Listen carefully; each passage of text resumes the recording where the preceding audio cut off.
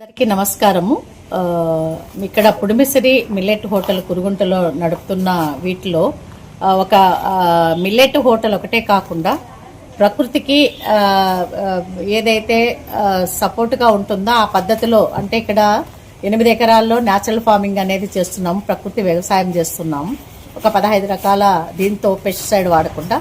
అదేవిధంగా ఇక్కడ మహిళా రైతులు ఎవరైతే భూమి లేదో వాళ్ళతో కలిపి చేస్తున్న ఈ క్షేత్రంలో ఈసారి కొంత బనానా ఫైబర్తో చేస్తున్న వాటితో పాటు ఇంకొకటి ప్లాస్టిక్ను కూడా మేము నిషేధిస్తూ కూడా కొన్ని పద్ధతులు పాటిస్తున్నామేట.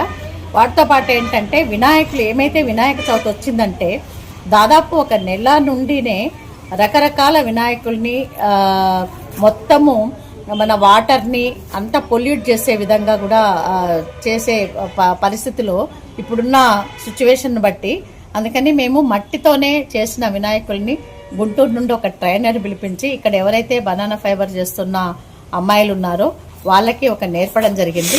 వాళ్ళు కొంత అచ్చుతో పాటు ఆ మట్టిని ఎట్ల కలపాలా, ఇదంతా ఏం చేయాలని చేసి తయారు చేశాము. ఇప్పటి వరకు ఒక 200 వినాయకుల్ని మేము కొత్త పంచడం జరిగింది.